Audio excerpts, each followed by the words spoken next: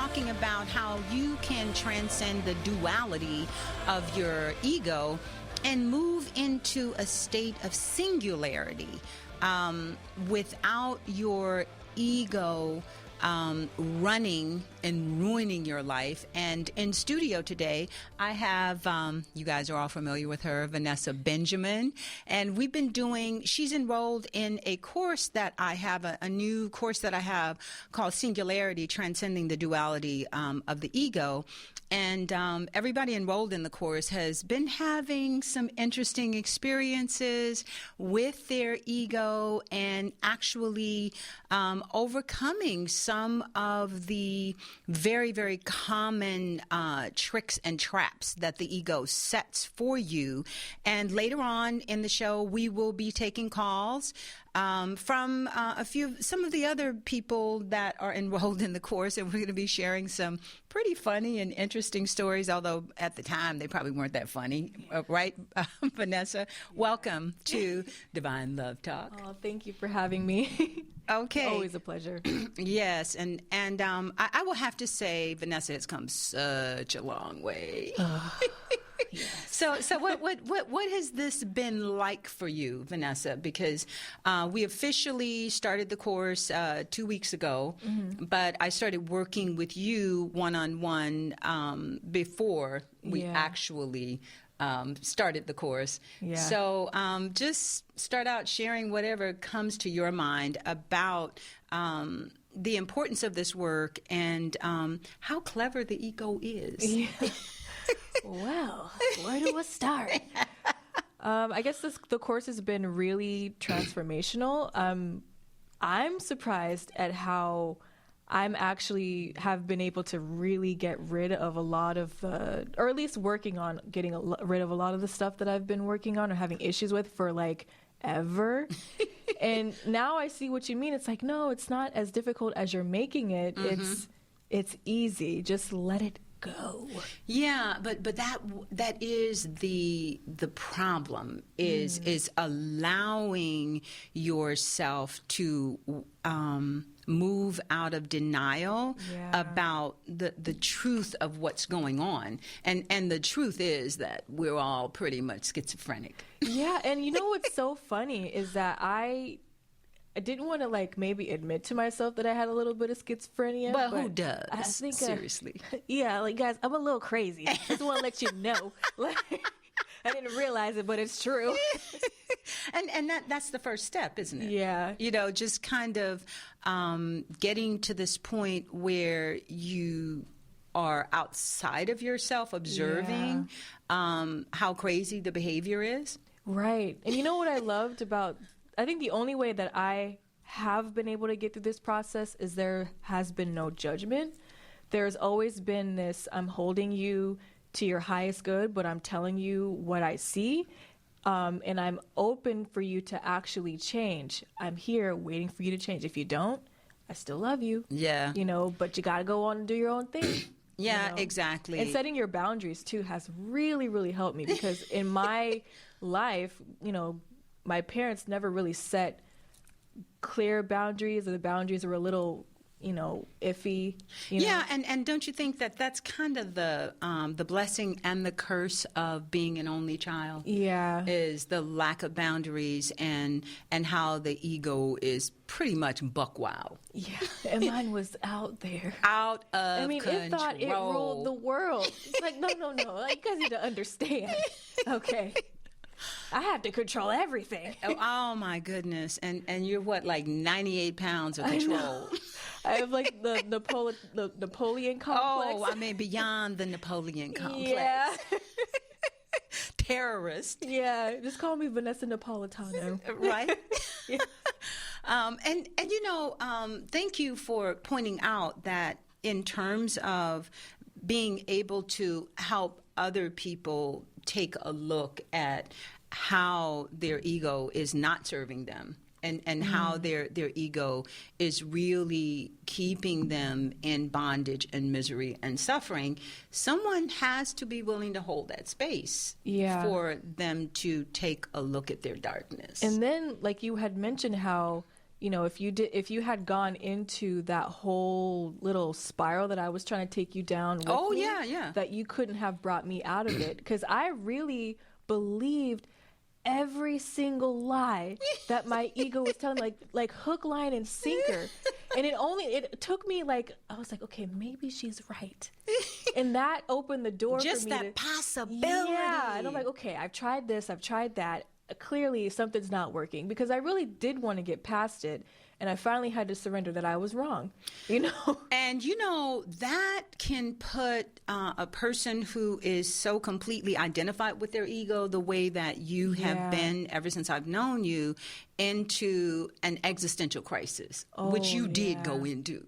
I was like Gollum. Yeah, seriously. I was watching you, and it was just like, now I know why I loved watching Gollum, because I've seen so many of them in my family and throughout my life, like listening to that voice over here, the crazy voice, and then the voice of reason. Yeah, and you're fighting with it, And literally.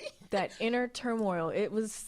Well, it was very, it was very fascinating watching you go through and I think had I not seen Gollum, and it would have scared you, and been able to recognize him in so many people, but I could tell that there was this little voice that you were listening to. Yeah. You weren't articulating it, right? But I could see you, like hearing it, and then you would have a lucid moment, and the truth would come out, and you go, yeah, got this, okay, I understand, and it would just be gone with the wind, just gone in 2 seconds, and I'd be going, wait a minute, she's just being hijacked. What's going? Like, Vanessa, stay with me, stay with me. I'm like, okay. And that desire to run away, right? Oh, yeah. Because most people, because it's the death of the ego if it's proven wrong. And I really thought that I was going to die. I really did. I was like, okay. And an aspect of that old self did die that night. Oh, yeah. Thank goodness. And thank goodness I didn't let you run away. Oh, I know. Because I knew that you were close to a very powerful aha moment and a place of transcendence. The question was, were you going to hang in there? So let's talk about that moment, that defining moment. Yeah. Oh, wow. So she just basically was like, Vanessa, you just need to own up the fact that you want to be trifling and you want to be taken care of. You don't want to be independent. Just own it. Just make a decision. It's okay. And stop pretending like you want to be something you're not right now. Exactly. And when you said, okay, I accept you and I love you no matter what, I knew deep down that wasn't what I really wanted. And that I knew that I was like, no, like I don't want to go there, but I see that that's what I'm doing. When I accepted that, there was like this strength that came in and said, okay, well, I see that that's the lowest point that I'm willing to go. Mm-hmm. I don't want to go there. Let me make another decision that is the middle ground between and that was really what was interesting was, giving you, because you were so dichotomous, everything was so black and white, and saying, okay, Vanessa, here's your darkness over here, and here's your greatness over here. And you can choose either one, because, see, you had already rejected the middle. Right. And I wasn't even willing to go towards my greatness. At all. Oh, you totally rejected your greatness. I was like, that's not even possible. You're lying to me about that. Exactly. That wasn't even possible. You totally rejected that. And it was just like, so, okay, then just own, the darkness and be okay with it. Yeah. Live with it. It's right. There's nowhere to hide anymore. Yeah. From it. And then when I was actually stunned when you came back full circle and chose the middle way. I was just like, I was stunned too. Well, look at that. I didn't expect that one, right. The way you had so vehemently rejected the middle road. Yeah. And you I think when you broke down, like my ego was telling me, this person is against you. She's trying to tell you this and that, when that wasn't what was going on. But when you said, why would I have spent all this time and energy working on you if I and didn't with love you you? and assisting you. And it was true. I saw that turning point when I said, yes, okay. When you had chosen, you know, you were just like, nope, okay, I'm not going to choose my greatness. And when I just said, okay, it makes me really sad. And it makes me disappointed. And I'm not going to sit up here and lie and say I'm not disappointed. Yeah. And then I was like, wow, that's because I guess my ego needed that proof. And I was like, how can, like, she's sitting here like, she's crying and she's breaking down. She cares. Like, and I was like, my ego is lying to me right now. And that's when I realized, oh, everything is okay. Like, I can choose that middle ground and it's all right. But also you could, in that moment, open up, and I saw compassion. Like just kind of move in, because compassion comes easy for me. Yeah. And honesty about what I'm feeling and what's going on with me comes easy for me. But until that moment, I had never been able to get a genuine, like, hug out of you, or a genuine, that's true. Authentic feeling coming from you. It was so automatic, so pre-programmed, this is so what I'm robotic. supposed to do because I'm expected. I want to pretend to be this person, you know, I'm loving when I'm really like scared and I don't want to, you know. Yeah, and that was like, whew. Okay, moving into that moment, and in the course we talk about the importance of moving into that level, from a. I said that you had moved from a 0 to a 2. No, but I was at a negative 10. And that was another bombshell. I was just like, black hole. Wow, she's even admitting how far, you know, like down the rabbit hole she had gone. And those were really, really powerful moments. But how did you feel after owning the truth about who you thought you were, and all of the darkness that you had embraced, versus that moment when you stepped into a new possibility? What was that like? I mean, it was a mixed bag, because at that point the ego was still trying to, like, well, you've chosen this, but you know, you have to prove it now, you know. But I was like, okay, I felt liberated to know that I have this space for me to actually make choices and not see them as completely good or bad. Yeah. And to know that, you know, I'm hard-headed and I need to be independent. So whatever it takes for me to, like, put myself out there and to do it, then that's what I need to do. Yeah. And that, you know, I think that is probably the hardest part for everybody, is to realize that the world is not black and white. And I'm still struggling with it for sure. Yes. You know, but I'm getting better. Okay. So, Vanessa, let's get back to some more of the tricks of your ego, because we talked about the ego wants to run away. Like, if it's confronted with the truth, because the real issue is the ego does not want to deal with the truth, right? Yeah. About itself or anybody. Right. And I definitely there was a high level of denial with me. And I mean, you know, denial, it runs in this country pretty deep, but it runs in my family pretty deep. I mean, it's... And anything that's true, the ego wants to tear it down, break it down, overanalyze it, complicate it. It's like a punch in the gut when you are faced with that truth. It's like, this is so painful to realize that not only have I been lied to, but I have been lying to myself this whole time.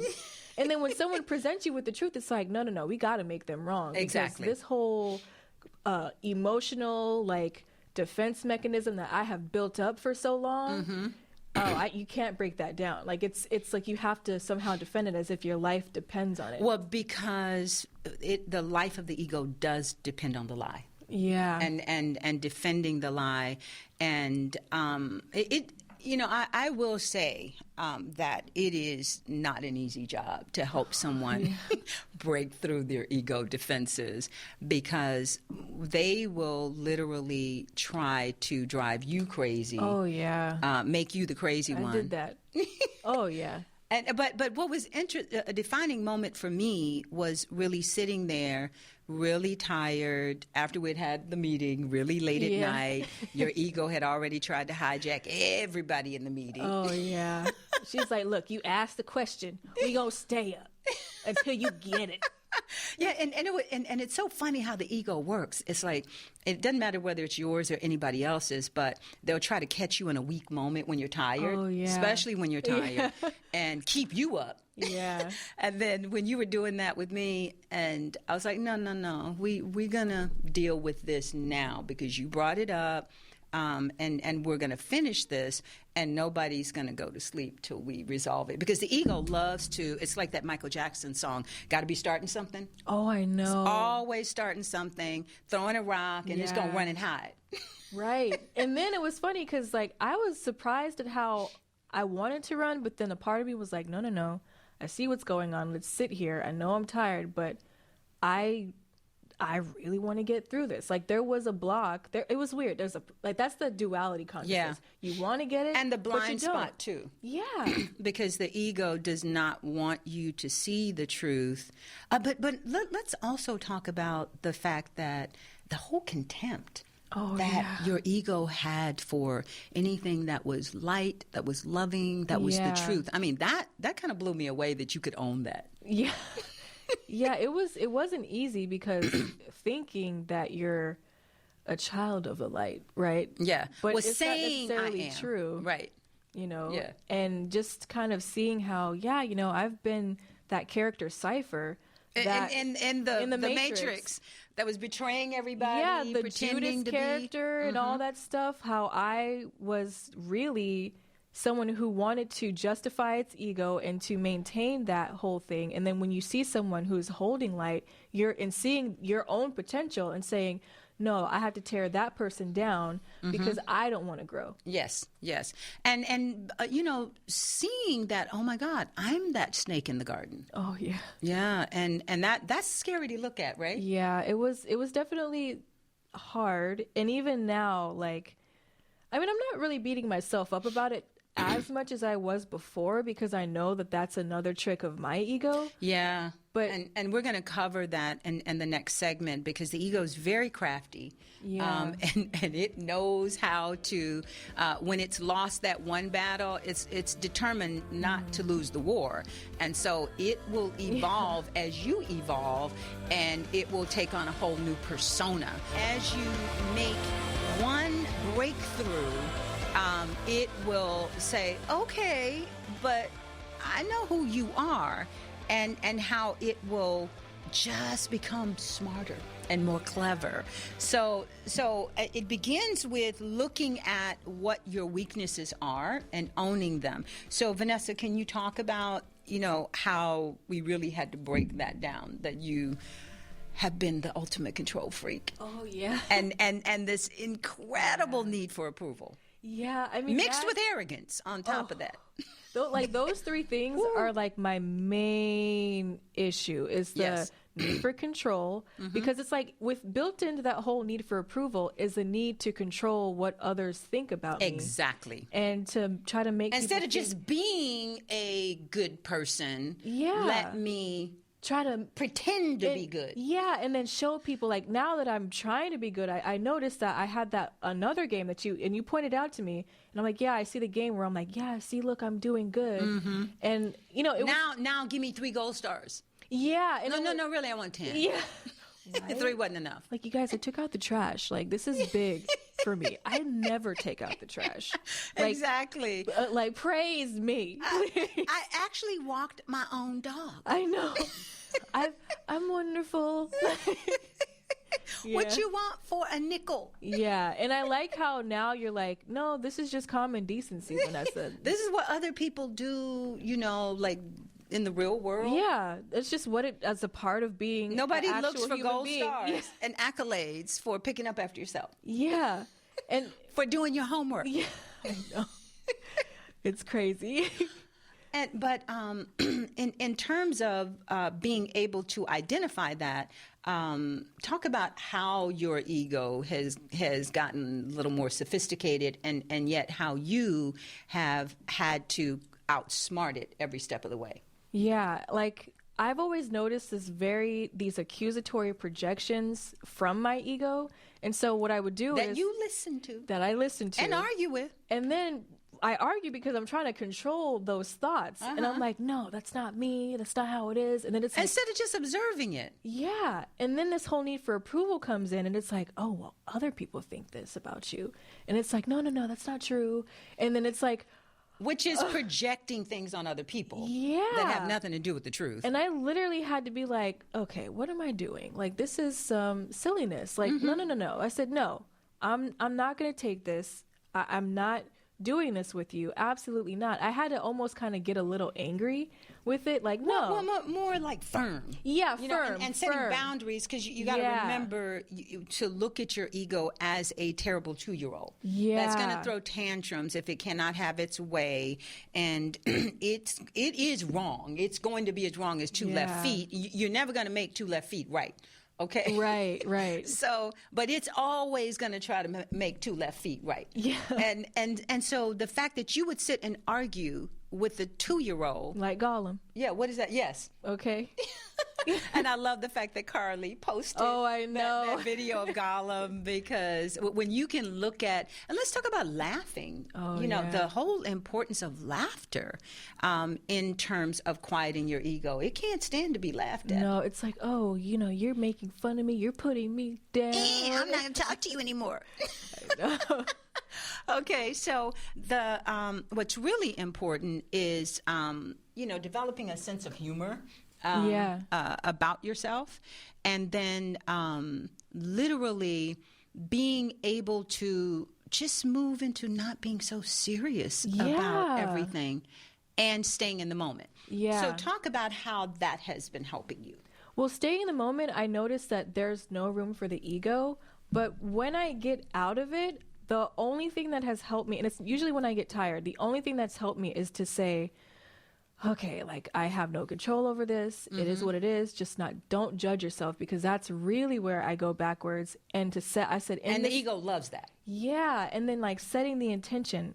Okay, the intention is to know that I'm not this. Yes. And then after I let that go, somehow, after I do it a couple of times, it really becomes like I become that intention. Yes.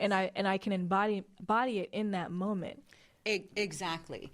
And it's so important to not allow the ego, once you've had a breakthrough and you're doing really good, and then you fall off the bandwagon, not to allow your ego to beat you up. Yeah. Because then it wants you to go into a downward spiral, and that aspect of doing a checkpoint and forgiving yourself. So one of the things what are the checkpoints that I've asked you to do when you're starting to go into a downward spiral? What are you going to look at? Just to recognize that, okay, I see that either this is something that's coming up that needs to be, that's a lesson. Mm-hmm.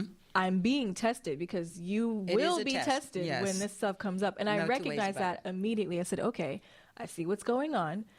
But clearly there was some stuff that I had not let go, And there always is. Yeah. And so I walked into it from that perspective and said, okay, this is just another challenge.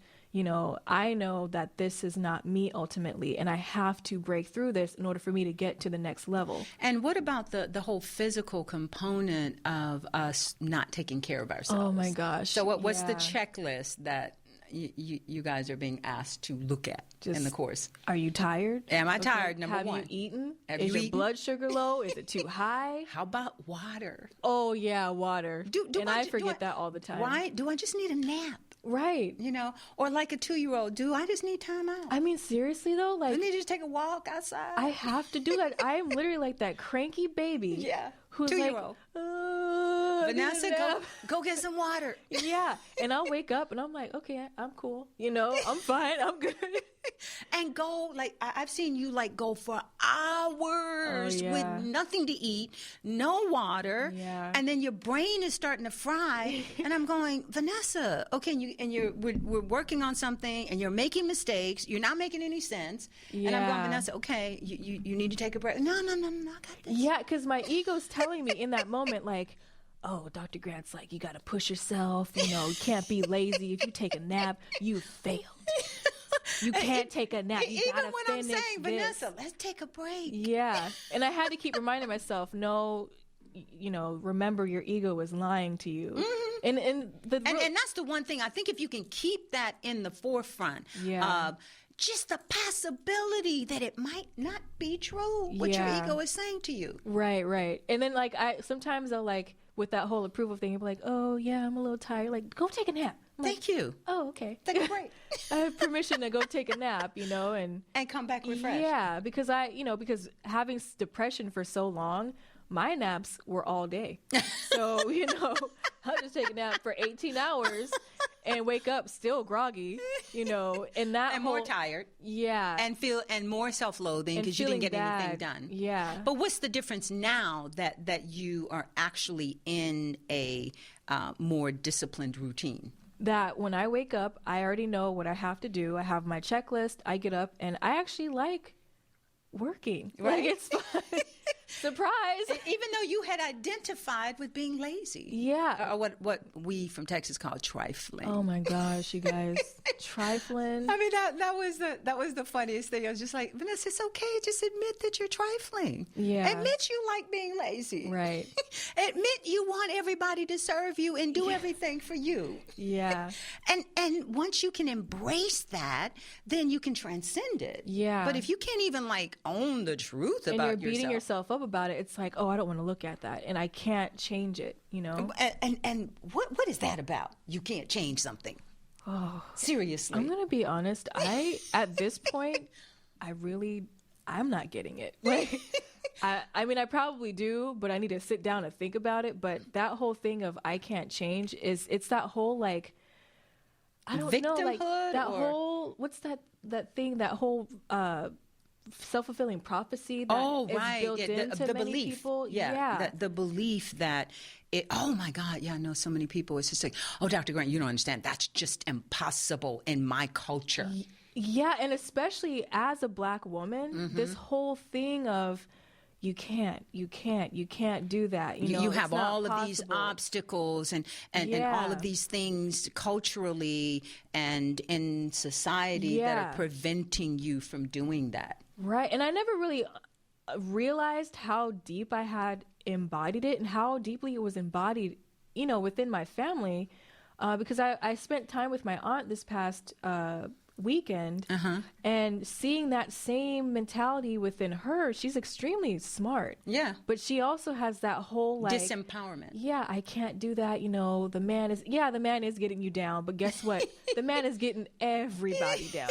Yeah, the Ain't system no exceptions. The system is designed to control anybody who gives their power away. Yeah. So at the end of the day, the course is really about people stepping into their sovereignty and realizing that they are infinite beings, and that you've given your power and your control away to a 2-year-old tyrant who is also an idiot. Yeah. How could it possibly know more than you? I know. How could something that is an illusion that should be your shadow, right? How could you allow that to lead you down the primrose path of self-destruction? That's the question we have to ask ourselves. I think where I have gotten caught up in is the ego has this way of causing these emotional reactions. Sure. And the emotions, when they hit you physically, control you. Yeah. And you go into this spiral. Right. And, you know, we think we're only physical beings, that this is all there is. And when you have these emotions. And you're letting your emotions run your life and ruin your life. And you know what? Negative emotions. Right. Yeah. And what trips me out, too, is, like, I remember telling, like, one of my coworkers a while back, I said, you know, we actually have, I didn't believe it at this time. I said, we actually can choose what we can feel or not. And then he looked at me, he's really smart. He's like, no. smart people don't even believe that. Yeah, and give their power away. And see, that was the other thing with you that I really had to get you to look at, is that, it's one thing to talk the talk. Oh, yeah. But really walking the walk, that's what this is all about. That's what the journey to empowerment is all about. And you were so good at quoting the truth. Oh, yeah. But not embodying one bit of it. No, not one iota. And that's the lie. Yeah. And the inauthenticity, and then not wanting to be caught. Oh, yeah. In the lie, and wanting to prove that you're not a liar. But while lying to myself. Yes. Oh, but what about that moment of relief? I mean, I saw you. I mean, it was just like you took this breath, and I said, now, don't you feel better? Yeah. Just being able to be who you are. Yeah. But you know what? That was enough for me. Yeah. In that moment, I was just like, look, if it just gets, if this is as good as it gets, hey, look. Yeah. I'm happy. You know what kind of scared me though? Like in that, and I know this is another ego game, where it's like, if you admit that you have done that, then you are a bad person, which I have already been doing bad stuff, right? And you're condemned forever. Yeah, and then it's like, if you admit it and if you own it, then you somehow like you're can't unlovable? Change, or like, oh, I don't want to go fully into that. Like there was a part of me that was fighting it, that didn't want to do all those things, but I was doing them. Yeah. But then I was like, if I admit it, then will I get lost in all of that? But then you kind of like were like reining me back in and saying, no, that's not true. I'm not judging you. You kept reminding me, just recognize it and move on. Yeah, recognize that's it and change the behavior. Yeah. And I think that's where the denial for people, at least for me, and I'm seeing in some of my family members, comes in. If you admit that you have an issue, then you become that issue. Yeah. It's this whole like... You identify with the negative. Which they already have. So it's this weird... Yeah, and it was like, and I was looking at you and going, but look, there's nowhere for you to run. Oh, I mean, everybody is seeing through everybody now. I mean, look at how the politicians are being exposed. And it's like, okay, so you're going to stick your head in the sand like an ostrich, and you really think people don't see what you're doing? That was my spirit animal. Right? Ostrich. The ostrich, right? Yeah. So, I mean, I'm just watching everybody's behavior and going, okay, well, the emperor has no clothes on, and I'm going to be the one to say it. Yeah. You're walking around, you have no clothes on. Yeah. Everybody else is going, oh, emperor, look at those beautiful, garments you have on. Yeah. And he's walking around butt naked, and everybody's scared to say it. But somebody has to be that little kid who says, oh, look, the emperor has no clothes on. And I've always been that kid. And thankfully, I had you and a room full of people who showed me that the game was up. And even though But you were still trying to play it with me later. Yeah. And I kind of, like, I'm so hard-headed that I have to literally come to a point where it's like, okay, well, where else do I have to go? And that's what I kept saying, Vanessa, where are you going to hide now? Right? Okay, look. Okay, I'll come to the good side. It's over. Fine. It's up. But not really. Not really. You were just like, no, I ain't coming over there, to be my greater yet to become. Yeah. But look here, I'll be in the middle now. Yeah. I'll mosey on over there when I'm ready. I'll get there. But I in that moment, I'm not sure that you actually believed it, but you at least saw that there was more than one option. Yeah, right? that whole there was more than the black and white thinking. Yeah. So that was a very defining moment, and that's really important for anyone who truly wants to break through their ego. And at the end of the day, it requires a dedication to wanting the truth. Yeah, no matter what. Yeah, no matter what. But I am excited to announce that I will be speaking at the Conscious Life Expo in February. It's coming up really, really soon. It's the weekend of the 10th through the 12th. I'm speaking on the 12th on quantum anti-aging secrets. And I think, I know for a fact, young people, you don't have to age the way that people my age have aged. And so I think you probably want to come and check that out on Sunday. I think it's around, is it 6 o'clock? I'm speaking. But you can go to my website, to drparthenia.com, and click on events, and all the information is there. And you can also apply to enroll in the next session of the course because I cannot take everybody, and it's not a course for everybody, and not everybody's ready to do the work. But you're welcome to check it out. And so, Vanessa, what would you like to leave the audience with in terms of this breakthrough and why they might want to do the work to do it? I mean, what are the benefits? Like, what's the difference? You know, the before the major breakthrough and the after right now. What's the benefit for you?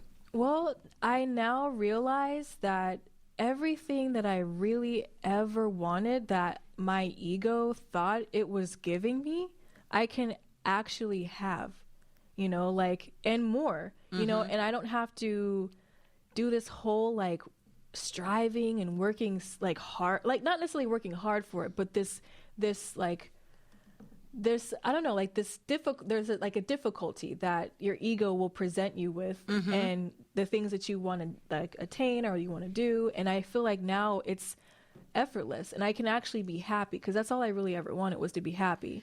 And you know, that's the thing that I saw, the major shift that I saw in you is in all the years that I've known you from the first time you were in my class. I just, genuine smiles and happiness and joy and the playfulness that I'm seeing in you now, it's really, really miraculous. No, because, and I just look at people who have chosen to allow their lives to be ruled and ruined by their ego, and how it has affected their health. And how miserable they are, and their relationships. So if you could, you know, like address that for a minute. Well, I feel a lot better. Like in terms of like my energy, like I feel like I can go and get through the day. And what about your accomplishment in terms of getting things done? I can actually get things done and not like say, oh, I'm going to do it and then not do it. I'm keeping my word a lot more, you know. And what about self-esteem? Oh, yeah. Like I definitely feel a lot better about myself. I can look in the mirror and say, hey, Vanessa, you're cute. You know, and then like not in an arrogant way, but like, but embrace who you are. Yeah. And what about the feeling of competence? Oh yeah, like now I feel like I could do anything. And she's telling me, you know, you can solve any problem. And my I am presence can solve any problem. How about that? And you're actually doing it. Yeah. So, you know, so what I'm going to close with is you can keep talking the talk, or you can talk the talk and walk the walk. Yeah. You know, because we are infinite beings and we're capable of so much more than we have limited ourselves to by being a slave of your ego. And eating wolf cookies. Yeah, eating wolf cookies. Okay. Don't be Little Red Riding Hood.